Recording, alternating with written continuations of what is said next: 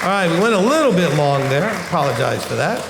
I wanted to finish all that. Okay, so this is what we call the afterburn. So, Shaman Steve is setting up the podium so that you can come up and ask questions. If you're on live stream, you can start typing them in.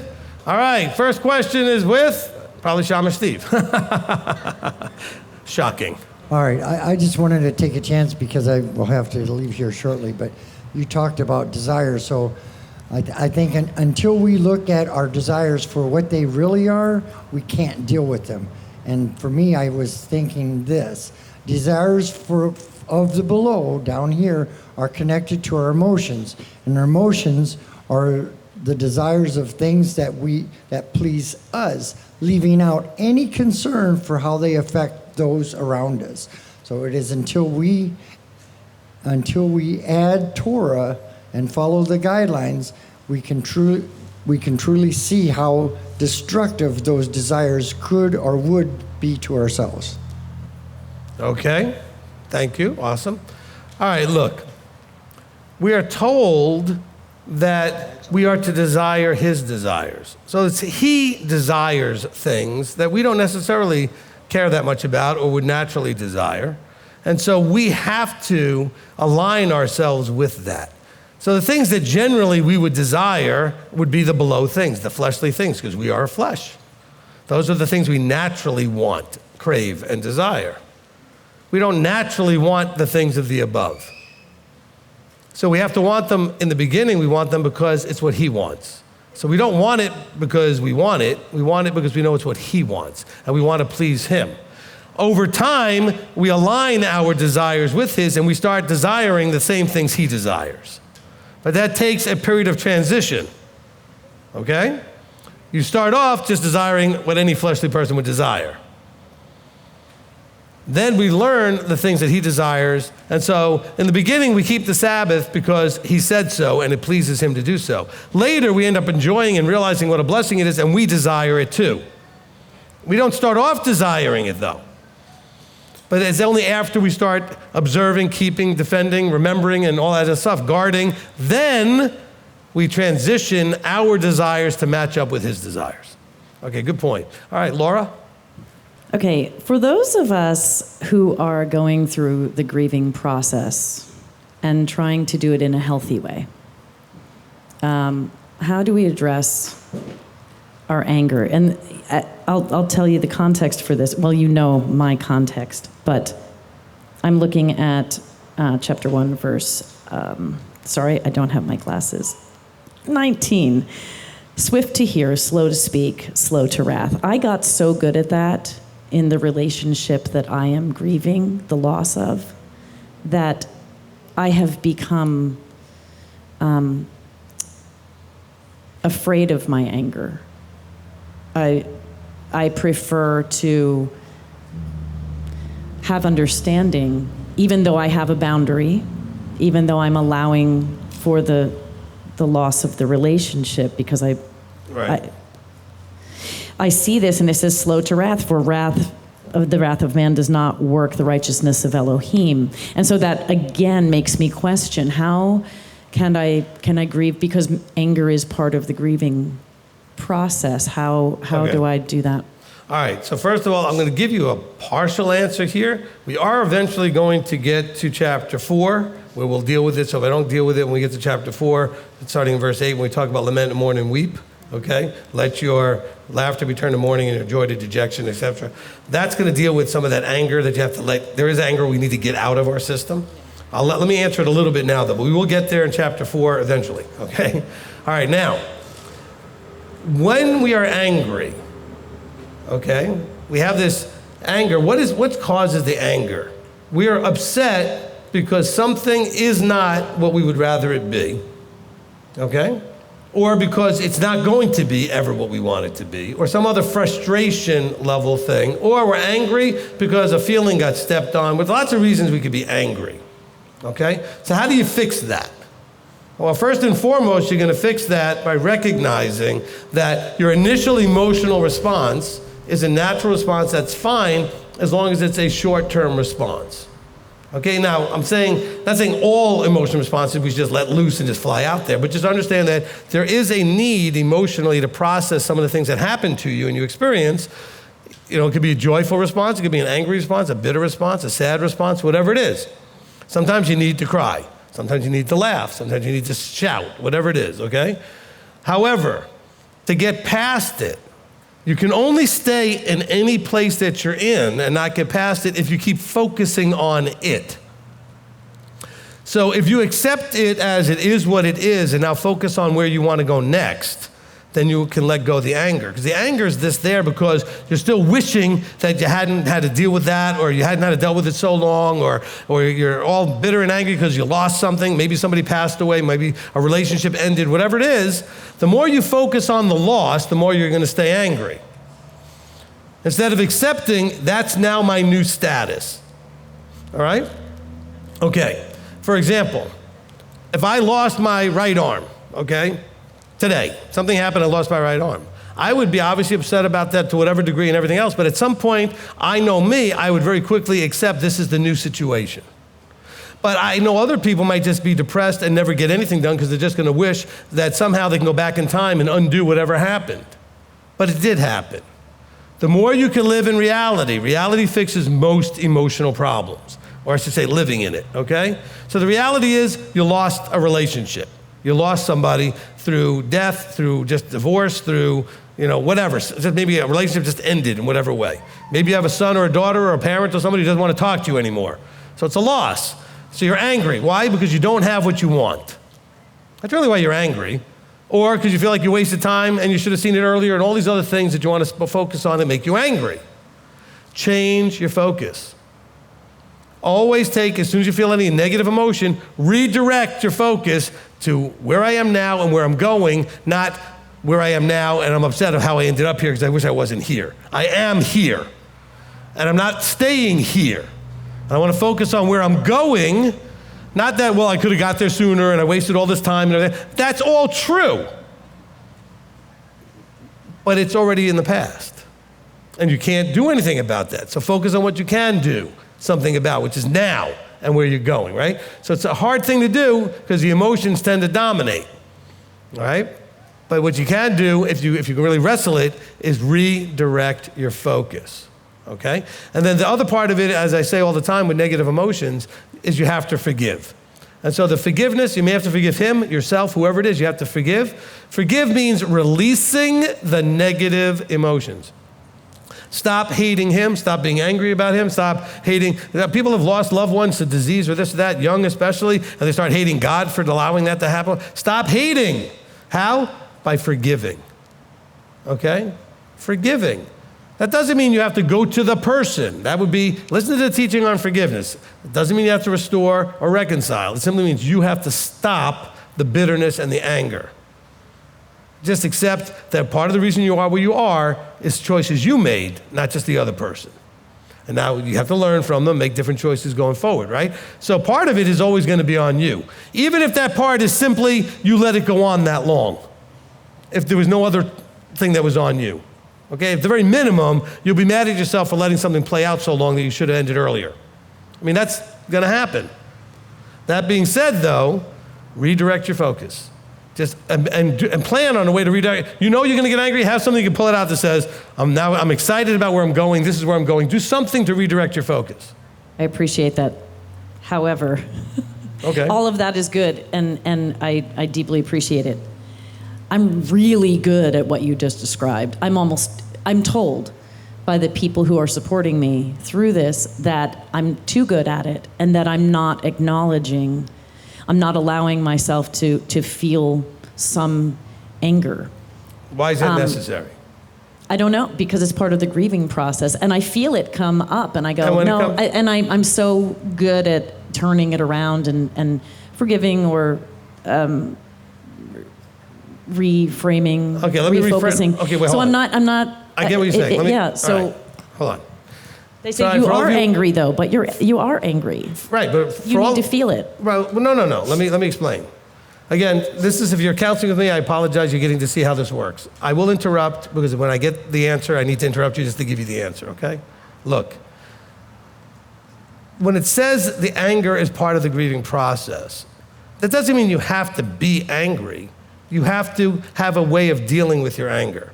So if you don't allow yourself to be angry, you're not dealing with the grieving process. But allowing yourself doesn't mean you have to stay in it. It means that you get angry because you say you do, and then you deal with it.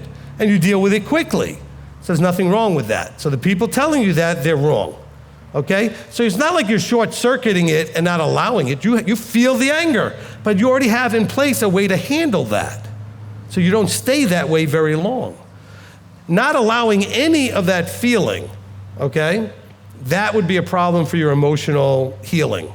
But you'd say you feel it. So you're not doing anything wrong with the grieving process. Thank you. Okay? Thank you. You're welcome. All right? So anger is a natural one of the 10 or so steps that people go through when they're grieving loss. It doesn't mean you have to be, but it's just normal. There's denial, there's anger, there's blame, there's all these things that are part of the grieving process. You don't have to do all of them, and you certainly don't have to do them in order, and you certainly don't have to do them for very long. Okay?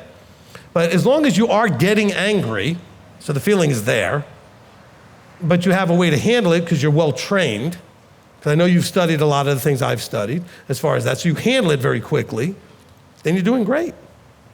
Okay? Don't listen to the people telling you any otherwise. All right? Good. All right, Janet? Rabbi, thank you. That You're was welcome. really good teaching, as usual. So, Well, you work in that area. I mean, would you agree as far as like, as long as a person has the anger experience but are handling it, that they should be fine? yes, for sure. Suppressing is not what we want. Right. It's See, and you're working not through it. suppressing it, Laura, because you said you do feel it, but then when it comes up, you have a process. Perfect. All right, go ahead. Thank you, Rabbi. So I always use everything that I get from you, and I give you credit. Actually, I tell my clients, this is really good. This is for my rabbi. It wasn't mine. I do. Because I do believe that every perfect gift coming from above is what I get from you, from the podium, counseling, and all that. I do appreciate that very much. Appreciate that. And so it's a pleasure and a blessing to be here, really. Really a blessing. Rabbi, so you were talking about the below and the below and the above, and that's one of the things that I work with my clients. Like I feel like a lot of the resentment, bitterness, all this stuff is from here, and then obviously fruit of the Spirit is way up here, right? Love, peace, all that, patience. So my question is, so I often hear gratitude is like the highest vibration, you know, in terms of like energy, like it's Right. way up here. And when you do Torah, even if you don't embrace it completely, right? Like let's say you're still exhibiting the fruit, but you're not keeping Shabbat and everything else, it still works, right? You're still getting that peace, because that's what I see with a lot of people. That if you're going in that, you know, like if you're doing what he's in, at least in the fruit, you're still gonna get that blessing. Yes. Is that correct? That's correct. Okay, cool. That really helps me. And then the other thing I had was about the Spirit. So you were talking about, it was in John 14, 15, 16, something in there, where you were saying that you had to stay in the divine and all that, and then the Spirit. So you love him, you follow his commands, and then he gives you the Spirit of truth, right? So it's not like in the Christians, like, you know, they used to say, oh, I was saved in this date, you know. It doesn't happen like it when we're starting to have our eyes open, and I feel like I'm still getting my eyes open, even though I've been with you for probably 5-6 years now, from online until we moved here. I'm still getting a lot more. So will you say that the Spirit will just keep helping you to grow? And to, you know, I don't know how to describe my question, but it's not like on one moment that you get the Spirit, right? No. Okay. So how does that work? All right, so let me ask everybody a question. How many of you, before you found me as your teacher, had already started keeping some commandments? Everybody, okay? So he says, if you love me and guard my commands, I will give you the Spirit of truth. I will give you the helper that you need. See, so you found me after you were already showing that you love him and were trying to guard commands. Does that answer the question? Okay? All right, did you get that? Because finding me first wouldn't have helped you at all, and you would have thought I was nuts, and you wouldn't listen to me anyway. You had to already be making some effort to show, I love you, I want to guard your commands, I just don't have a clue what I'm doing. Send me a teacher. But he says, if you love me and guard my commands, the best that you know, whatever you're doing, you're showing the heart of it, Deuteronomy 8:2, right? You're showing it, it's in your heart, I'm going to give you the teacher you need. Okay? And that's what we're talking about. All right, Becky. Hi, Rabbi. Hey. I just wanted to maybe give a word of encouragement. I need that. Please encourage me. Not for you. For the people that maybe aren't doing Second Tithe. When we first started into our walk, I was in charge of the finances, and I told my husband, like, absolutely not. We cannot afford that. We are not going to be traveling. That's ridiculous. I only have so much vacation, blah, blah, blah, whatever my... Right. And the first feast that I was actually walking this out with him, we were live streaming it, and I was seeing the community and all the things that were happening and all the things that I was missing, and I had really bad FOMO. And I looked at him on, like, probably the first service. I looked at him and I said, this is never happening again. I will never not be able to go to a feast. We're starting Second Tithe right now, and we are doing this, and I don't care if we have to eat ramen or whatever, but I am not ever missing a feast. And we haven't missed a feast since then, and I feel like every time we leave the feast, it is the best feast that I've ever had, and I always get something out of it. So if you're not second tithing, just try for at least one feast so you can experience it. Amen. All right. And you're probably not just living on ramen. Because Abba provides. Okay, Abba provides. All right, Ashley. Chag Sameach. Chag Sameach. First and foremost, I want to thank you for telling me every feast, have patience, you'll be able to volunteer. All three of my kids are finally in class. I'm able to do it. And I had a blast with Amy, so thank you, sir. Good. Two questions, if I may. I wanted to ask about the wheat and the tares, and I've been wanting to ask you this for quite some time. You were talking about the people that leave, don't hang out with them. That's where I'm at. But what about the people that you're friends with that hangs out with those people? Because I'm kind of don't want to do that either. Look, it's not about the sort of cultish, you can't fellowship with or interact at all with people, this, that, and the other thing. I don't know why you directly hang out with people that are attacking your leadership, have left you and this leadership, but have left you too. I mean, remember, we're all brothers and sisters here, we're a family, and so family members left, okay, and they decided to go be part of a different family. And so, but I'm not gonna try to go and figure out, the 6 degrees of separation, between you and that person and then they're hanging out with somebody to the left, okay? I'm not gonna worry about all of that. I just directly am not going to spend my time with people that I know left, okay? All right. Yeah, it's just because I remember last year how much that hurt, and it stung, and it's like I had to make a choice. Do I want to let it sting really hard, really fast, and me like rip a Band-Aid off, or do I want to suffer hanging out with them and then not get what I want and go into the kingdom because I know I'm not strong enough to hang on to your DCs from 16 miles away. Right. So, thank you, sir. And You're then, welcome. Just to finish up what you said, I want to look all of you in the eye. There's a bunch of you still in this room, on the live stream, that are still doing exactly this. You're still, because you're friends. I get you're friends, but it says not to be friends with the world. Oh, but they're not in the world. They're believers. They're not here. They were here, okay? So I don't know what else to tell you. I don't know why you still continue.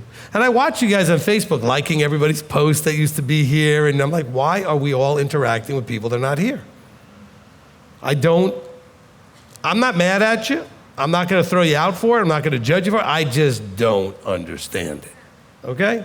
Just making that clear. And I know a bunch of you are still really good friends with people that are not here that were here. And I don't get it. All right? I just don't. All right, next.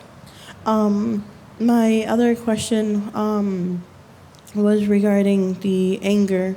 I wanted to ask when, because I know I asked about the money changers table last week, and I was doing so good, and I had another thing that popped up. But when someone says, I'm doing wrong, and I know I'm right because I'm doing his commands, what do I do in that point when I know I need to do his thing, but I'm being blocked? If I'm like, what do you recommend? Like, I'm out in the world being blocked, not being blocked here. What would you All right, recommend? that's way too ambiguous a thing. In other words, I need a lot more detail, so you'll have to just come to me when it happens. Okay? Okay, thank you, sir. Okay, I hope everyone understands. That was too general a thing. Okay, that means that way too many things could fit into that. And so there's not really a one-size-fits-all that I want to give you for that. But just come to me. If you have a situation where you feel like you're supposed to do A and the world or situation you're in is not letting you do it, and you don't know what to do at that point, that's when you call and you get counsel. Okay. All right, you're Thank welcome. All right, Miss Marlene. Hey, Haxamayak. Exciting time. Always. Today was a much better day. I wasn't as stressed and flying in so many different directions, so it's exciting. So I just wanted to come up and share some things that was going on inside of me as you were doing the teaching. I was having these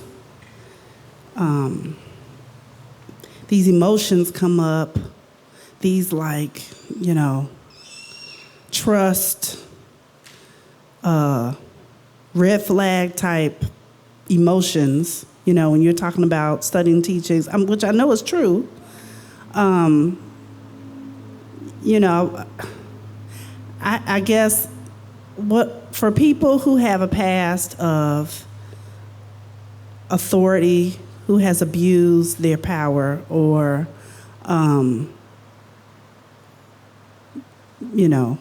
anything like that, where we have father figures or mother figures or leadership figures or whatever that have abused their power or, mistreated, led you down the wrong path or whatever, I just noticed at different times in the teaching, it was little twinges. And I know it's something inside me that I have to deal with, that I have to resolve. But I'm just asking if you have any Sure. thing to share about that for us to get over that. I know it's Yahweh speaking through you. I know that for sure because It's so direct and it's so detailed. So to get over that inside of us, the trust issues, to just, what would you suggest? All right, good. All right, first of all, it is my nefarious plan to take over all of your lives and have you come and kiss my ring and all that stuff. No, look, I get what you're saying. Let me explain. This is part of why Hasatan does what he does. He influences every possible leadership that there is that he can get his influence on so that you will not want leadership, even though leadership is clearly a scriptural structure, okay? So I have no doubt, because I've experienced it myself, that 99% of all leadership you've experienced has been pretty poor, okay? That's even being nice. Some of it's been really abusive and terrible. And so I get the twinging. Now, here's the difference that we have to understand. Every single time we talk about this, I didn't say it today, but you've heard me say it a million times. I'll say it now, so it could be every time. The onus is on you to find the structure. Paul tells you these guys exist and tells you need to find them, okay? We're told that there's always supposed to be a structure that you are to listen to. Literally, if you don't listen, they should take you out and stone you, like Deuteronomy 17. So it's your job. Now, if this was a cultish sort of thing, it would be very hard for you to come and go. We'll let anybody leave. I don't know why you'd want to spend time with them if they leave, but you can leave. And I'm not going to attack you when you leave. I'm just not going to hang out with you if you leave. but you don't have any of that cultish control that would twinge you. In other words, Marlene, for your example, I've never asked you about your personal life, never asked you what you do or don't do, never asked you about your tithing or anything else. So that would be when you start to get the red flags, when the leadership is trying to insert themselves into your life. And if you want to know what that looks like, talk to Rabbi Tom. He was in a nice little cult once upon a time where they literally would try to control every aspect of your life. And so he could tell you what a claiming to be Torah observant group that's cultish really looks like. Okay, so in this particular case, and Marlene would know that because she interacts with me on a much more regular basis than you guys do, and ask Elder as well, I have no interest in having burden of responsibility for anything in your life that you choose to do. I will answer the questions the best I can, and if you do or don't do it, people think, oh, you're going to be so mad at me, I didn't do it. I don't care. Okay, when I say I don't care, meaning I don't have an emotional investment. I care, but when I say I don't care, meaning I am not going to be emotionally affected by you listening or not listening. If you don't listen regularly enough, I'm going to not tell you anymore. I'm just going to say, why do you bother me? Go do whatever you want. That's not what a cultish person would do. They would try to force you to do what they told you to do. So from a twinge, yes, I get the twinge. That's because you've already had so much PTSD moments with bad leadership that anything that sounds a little bit like or feels a little bit like that is going to trigger it, okay? But, I have some people, because I know, like you said, some people like this idea of being a papa, this or that. I don't claim to be everybody's papa. I am papa to a couple of the ladies in the congregation that have never had a father figure and have asked if I could do something like that to show them what that could feel like properly. And it's been an incredible blessing for me and for them, but it's not done like you might see some co-leader do, okay? I don't go and force them into it. They are talking to me, they're telling me what they need, and then they ask me almost shy and tearfully, could you be my papa? Because I've never had one. Or the one I had was awful and abusive. Or the one I had did all these horrible things to me. Or whatever it was. Those are genuine relationships. And if you're in this leadership, or if you're under this ministry, you should have interacted with me enough to know what this leadership really looks like, and talk to Elder, talk to Rabbi Tom, and know what we do or don't do. We will help you with almost anything in your life, but we will not try to control any of it. We will absolutely not tell you what to do. Some of you get mad at me, actually, because you want me to tell you what to do, and I won't. Oh, but just tell me what to do. I don't know what to do. No. I'll tell you how to go about thinking about it. I'll give you some skill sets and things that can help you. I'm not going to tell you what to do, which again, Marlene, is one of those things that could help you with that twinge, is that we do not tell people what to do, okay? Elder doesn't do it. I don't do it. Some of you will try to find all your ways around it. We will not do that. But so it's legitimate questions, because anything that's right, Hasatan is going to put into another form that's wrong that will scare you away from what's right. All right? I mean, Christians will now tell you, Christian teachers will tell you that keeping the law is no longer, I understand that they may think it's no longer relevant. I'm not saying I agree with them, I'm saying, but they want to make some stupid argument, whatever. No, they want to now tell you it's wrong to do it, that it's bad to do it. You're making a mockery of what Messiah did. No, when you break the command, you're making a mockery. But this is what Hasatan does. Anything that's right, he's going to convince you it's wrong and make it feel like that to you. Scripturally, Paul tells you it, Deuteronomy tells you it, Yahweh tells you it all throughout, everywhere. You need that structure. Problem is, it's been done so badly, you're afraid of it, legitimately so. And I can tell you from my perspective, Elder and I, Rabbi Tom, the three of us in our leadership, we work really hard to try to restore that structure to your confidence, so you can have confidence in that structure. Okay? That doesn't mean every now and then it's not going to sound like and look similar to all the abusive, terrible things. Some of you, though, should have your meter out knowing you've been through enough, you should know the difference, okay? You should absolutely know the difference. You should know when you're genuinely loved, and when you're being controlled. We don't do anything here that's controlling. Nothing. You may think it's controlling if I say no to you when you want a yes, but I don't say, when I say no, I don't force you not to do what I said no. Half the time people do whatever they want anyway. Elder's like, yep, okay. But if I told you no, look, he'll tell you now as often as I used to tell you the same thing. When you go to him, the first thing he's going to say is, this isn't the first time we talked about this. Did you do what we told you last time? No. Well, then you go back and do that now, and then come back to me after you did what we told you last time. I'm not going to go and redo this all over again. He told me he's doing that regularly now, just like I used to do it regularly. Answers are not going to change because we're not a cultist ministry or some fly-by our whatever ministry. We're going to give you the right answer the first time, expect you to do it. If you didn't do it, come back with your head, then we're going to say, well, why? What happened? You're going to say, what happened? Say, wait a minute, we didn't tell you to do that. Did you do what we told you to do? No. Okay, so what do you want from us now? No, go back and do what we told you to do. This is not rocket science, and it's not a cult. You can leave, you can come, you can go, you do whatever you want. Okay? We didn't screen any of you for coming here. Everybody that called who wanted to come, we let them come. Okay? Everybody, even the people that called late. After we closed the registration, Marlene will tell you, we let them come. I said yes to everybody. Because that's what we do. Okay? All right. Maisie. Hag Sameach, Hag Papa Sameach. Rabbi.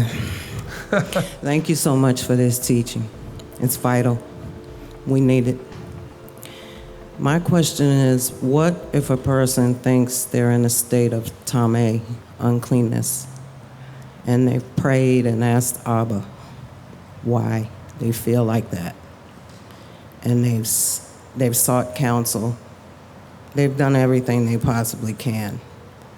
Is there an underlying issue of them not forgiving themselves or thinking that Abba hasn't forgiven them for something?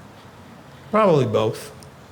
Look, if you're feeling like you're somehow cursed, stained, tameh, as you were saying, and no matter what you do, you don't seem to be able to get rid of that feeling, it is probably, and again, if you were counseling with me, and Maisie does counsel, so I mean, we can go through this with her directly, is that I would dig underneath to figure out what there may be that you've not forgiven yourself for, because we often feel stained because, after all, we deserve to feel stained because we did some awful thing that we can't forgive. Or we think that He, the Creator, won't forgive us because of this awful thing that we did. And so then you can't see yourself as clean if you can't forgive yourself. All right? And by the way, He tells you in Matthew in the model prayer, if you can't forgive yourself, He can't forgive you either. It's like, well, why should I do for you what you won't do for you? And so somewhere, Maisie, underneath that, we can dig and find out what may be under there, okay? But you're right about the two possibilities. It's probably one or both of those, okay? All right, Kathy. Hag Sameach, Rabbi. Chag Sameach. And Abba. I am up here because several times you've mentioned that you've seen people on Facebook. And there are people that have left here that still text or they're on Facebook. And if they say, my husband is going on, first of all, I've been told you said, don't have any relationship with them. And I did not hear that from the mic, ever. I heard if they were disrespecting you and saying things. And people have done that. And I said, whoa, whoa, whoa. You're on your journey. You're walking out your salvation with fear and trembling, and so am I. So if you're not going to respect me where I am under my leadership, we can't have relationship at all. And I have done that several times, and it stopped the nonsense. Did it cost me? Yes, it did cost me. Sure. Because you go through the emotions. But I've told you personally in counseling, every time I go to Abba, I go, Abba, is this true? And you are my leadership that He brought me to when I was searching. And I just praise Him for that. And I got so much more than all that. You have walked me through since 2019. You've encouraged me. You've told me to knock it off when I was in victim or wanting to be, what is it when you allow someone to, what is that word? can't remember. Enabled. Right. Let me interrupt just for a second because this also answers Marlene's question in the same time. I think, I don't know, because I've not been in too many places that were too cultish necessarily, but my guess would be a cultish person you're going to talk to is going to not just tell you the truth and say what you need to hear. They're going to say what they either, because it benefits them, they're going to say something, or because they're going to say what you want to hear to keep you locked in, okay? So when you come to me and you get truth, even if you don't like it, but you know you're getting the truth, like you said, sometimes you need me to tell you to knock it off, that's part of the evidence you're not in that place, okay? That you're not in that cultist place, okay? Amen. Because a cultist leader is going to only have one or two things that are really going to be the thing. It's either what he's telling you benefits him, and there's never almost anything I've ever told any of you that benefit me. Or number two, it's going to be because they're going to try to tickle your ears because they want to lock you in, all right? And I'm not going to do that. All right, go ahead. So, because I love you and I respect you, and I respect that you are the teacher that Abba has used to help me, I don't want to disrespect you. And loyalty is important to me. And so when someone says, my husband's gone through surgery, I'll put praying hands. I don't have relationships with them, but I have compassion. You're going through surgery. That's fine. Okay. And same thing with others. But anybody. I'm talking about much more from a social point of view. Okay. When people are making social posts and people are hearting the social posts and all these other things, it demonstrates a different level of relationship. Right. Okay? Look, I want you to understand, we are to walk out our own salvation in fear and trembling. Please don't hear me wrong on this. If I met you and you were never a part of this group, even if you never became a part of this group, I might interact with you. I might even develop a relationship with you, hoping that we would be able to have a relationship where I may be a light that shines for you, etc. This is all different with people that were here and left. They chose to reject you and me, whatever. They rejected all of it. That's not the same thing. I've got friends who have never been in this walk who are still my friends. I don't talk to them very much because we don't have a lot in common anymore. But we're still friends, I guess. I mean, if one of them called me, I'd be friendly, talk to them, find out what their life's all about. But the thing is, they never left. They were always where they were, and I was always where I am. That's not the same thing as there are people that were here and left. And the way it was talked about in the scripture, it says it was done to manifest that they were not of us. And the scripture is pretty strong about how we deal with the people that leave this, as opposed to those that were never here, okay?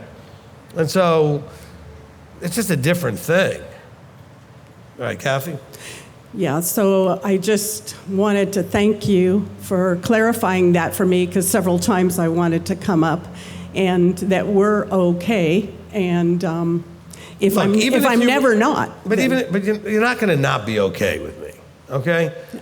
Any of you doing any of these things, if I see it, first of all, I'm never on Facebook. It's always someone else points it out to me. Did you see who liked that post? You see who did? I'm like, no, because I'm never on Facebook. But I will sit here going, really? And that's all I'll think about it. It will not affect our relationship. I will not be mad at you. I'll just be like, I don't get it, okay? So don't worry about if you're doing any of these things, all of a sudden I'm going to get mad at you. I don't get that kind of, I don't have that level of emotion, okay? I don't have that blue part of me that gets offended and loyalty issues and everything else. I will just sit here and look confused like I don't know why you're doing it, okay? I don't care. I just don't know why you're doing it. It makes no sense to me. Knowing that I love you and Rebinson, which I do, I know it would affect her. Oh, she cares. Exactly. So I'm She's inviting blue. Rebinson. I'm inviting Rebinson to come to me if anything is. But okay. Yeah, she thank you sees so much. it, she cares. Yeah. Okay, that's no doubt. She sees it, she does care. But she's very blue, okay? But from my perspective, I'll just be like, okay, I don't understand it, but okay. You coming up, Elder? Yeah. All right. One of those rare moments. Rare moment indeed, sir. So I came up for all the blues, because I get this a lot. And the question is, based on the people leaving or staying, and they say, so what if I had a relationship outside of the walk with this individual? And then this individual came into this walk, came to this ministry, but left. But the relationship is not based on this ministry, it's based on 50 other things that happened before they came to the ministry. So they're stuck not knowing what to do. Now do they have to get rid of the baby with the bathwater kind of deal? No, okay. Good question. Thank you for that question. That's Isaac Hayes, everyone. He just came up here with that bald head and the whole thing, with that deep voice. All right, so look, if you had a relationship other than this, then you had a relationship. And then that's your relationship and it's your issue. It's what you have to deal with. I don't have any problem with that. Like I said, I don't understand if you met people here and they were here and that's what this relationship was about, and then they left. I know you made friendships with some of these people, but they left you. They left this level of relationship. I know a lot of you disconnect and think, no, they left you, Rabbi. No, they left you. This is a congregation. And you're part of it. And they left all of us. Okay?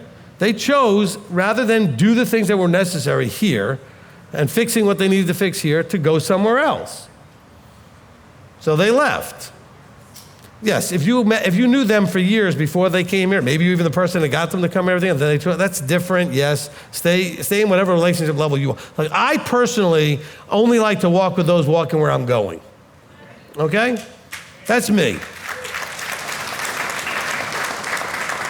So the friends that I have in the world, we talk once, maybe every other year. I mean, like, it's just very rare that some odd reason one of us would have a reason to call the other one over something for a few minutes.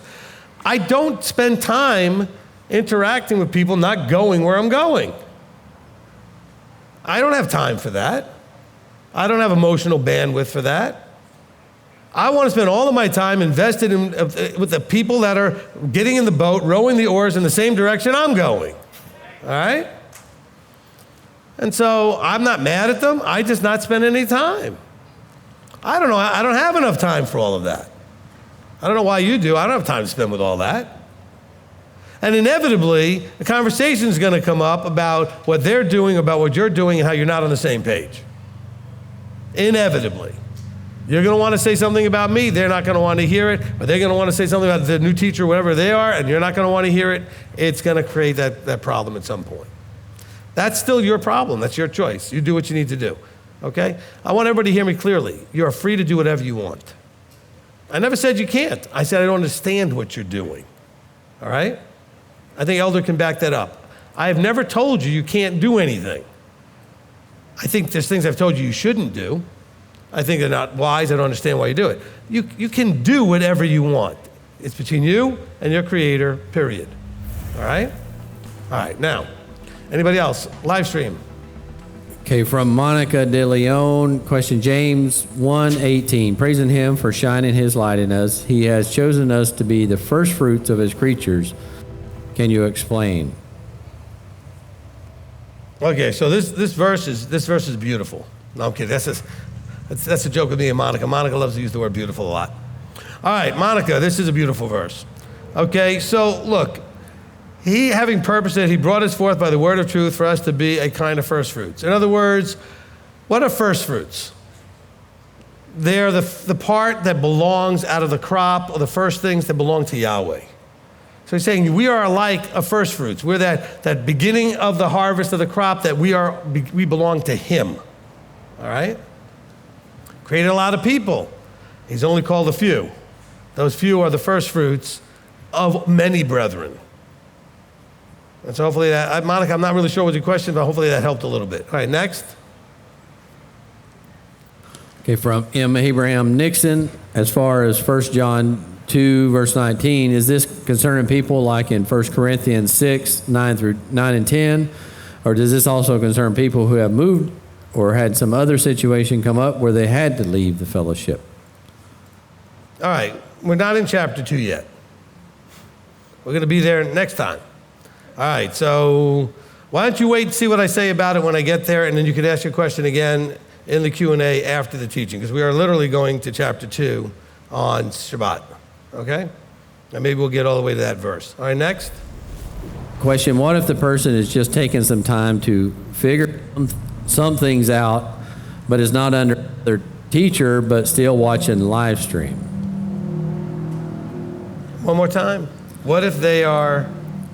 So what if the person is just taking some time to figure some things out, but is not under another teacher, but still watching live stream? I'm not sure what the question is, though. What if they are, then, in terms of what? I think if somebody is, I guess, left here or no longer here with us, I don't know. Look, if people are trying to figure things out, they're welcome to figure things out. If they watch the live stream, they watch the live stream. I'm talking about people that you know were here. They were of us, but no longer are of us, okay? And so those are ones that we should have no problem understanding what that is, okay? Okay, if the person is taking some time to figure some things out, sure, let them take time to figure things out. Okay, if they're still watching the live stream, let them still watch the live stream. I didn't say don't be friends with these people. I'm talking about the people that have actually left, okay? And made it official and said they left. They are no longer a part of this part of the body. They're not part of this group, okay? All right, that was the last one? Yes, sir, that's all we have. All right, well, excellent. I hope that was good for everybody.